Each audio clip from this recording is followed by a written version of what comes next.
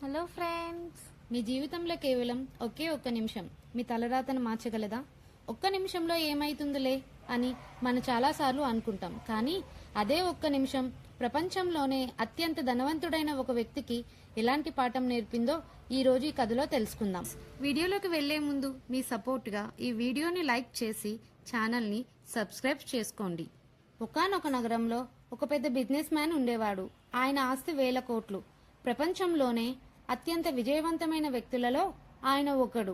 అయితే ఆయనకు ఒకే ఒక అలవాటు ఉండేది. సమయాన్ని అస్సలు వృధా చేయడు.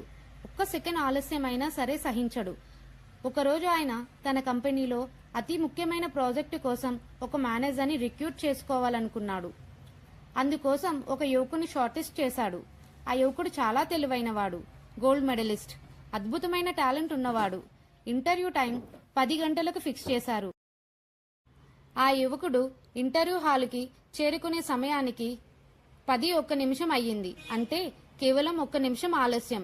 ఆ యువకుడు లోపలికి రాగానే ఆ బిజినెస్ మ్యాన్ వాచ్ చూసి, నువ్వు ఇంటర్వ్యూ సమయానికి 1 నిమిషం లేటు వచ్చావు, సో నువ్వు ఈ ఉద్యోగానికి పనికిరావు, యు మే లీవ్ అని నిర్మోహమాటంగా చెప్పేశాడు.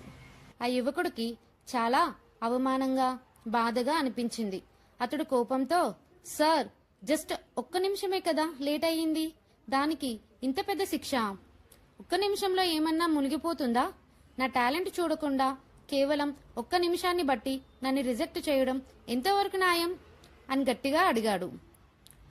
ఆ బిజినెస్ మ్యాన్ సీట్లో నుంచి లేచి కిటికీ దగ్గరకు నడుస్తూ నవ్వి ఇలా అన్నాడు, ఈ రోజు నీకు 1 నిమిషం చిన్నదిగా అనిపించవచ్చు, కానీ నా జీవితాన్ని మార్చింది ఆ 1 నిమిషమే. కూర్చో, నీకు నా కథ ఆసక్తికరమైన మలుపు. 20 ఏళ్ల క్రితం నేను కూడా నీలాగే ఒక సాధారణ యువకుడిని. అప్పట్లో నా దగ్గర రూపాయి లేదు. నా తల్లికి క్యాన్సర్ లాస్ట్ స్టేజ్. ఆమెను బ్రతికించుకోవడానికి హాస్పిటల్ జాయిన్ చేయాలి. దానికి చాలా డబ్బు కావాలి.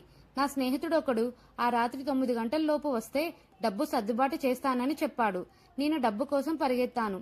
దారిలో ట్రాఫిక్ జామ్ కావడం వల్ల నేను అతని దగ్గరికి వెళ్లేసరికి సమయం 9:01 నిమిషం అయ్యింది. కేవలం 1 నిమిషం ఆలస్యం కావడం వల్ల ఆ స్నేహితుడు వేరే వాళ్ళకి అర్జెంటుగా ఆ డబ్బును ఇచ్చేసి వెళ్లిపోయాడు. నాకు డబ్బు దొరకలేదు. నేను హాస్పిటల్కి వెళ్లేసరికి సమయం ఇంకొక నిమిషం దాటిపోయింది. సరైన సమయానికి మందులు, డబ్బు అందక నా కళ్ళ ముందే నా తల్లి ప్రాణాలు విడిచింది. ఆ రోజు కేవలం 1 నిమిషం ఆలస్యం నా జీవితంలో నా తల్లిని దూరం చేసింది. ఆ రోజు నేను ఏడుస్తూ ఒక శపథం చేశాను, జీవితంలో సమయానికి ఇచ్చే విలువను ఎప్పుడూ తగ్గించకూడదని. ఆ తర్వాత నేను ఏ పని చేసినా సెకండ్లు బౌండరీస్ పెట్టుకుని పనిచేశాను. ఈ రోజు నేను 1000 కోట్లకు అధిపతిని అయ్యానంటే దానికి కారణం నా టాలెంట్ మాత్రమే కాదు, సమయానికి నేనిచ్చే గౌరవం. ఆ మాటలు విన్న యువకుడి కళ్ళల్లో నీళ్లు తిరిగాయి. 1 నిమిషం వెనుక ఉన్న జీవితకాలపు సత్యం అతనికి అర్థమయ్యింది. అతడు బిజినెస్ మ్యాన్ కి తల వంచి నమస్కరించి, సార్, ఉద్యోగం రాకపోయినా పర్వాలేదు, కానీ ఈ రోజు నా జీవితంలో ఎప్పటికీ మర్చిపోలేని ఒక గొప్ప పాఠం నేర్చుకున్నాను అని చెప్పి వెళ్లిపోయాడు.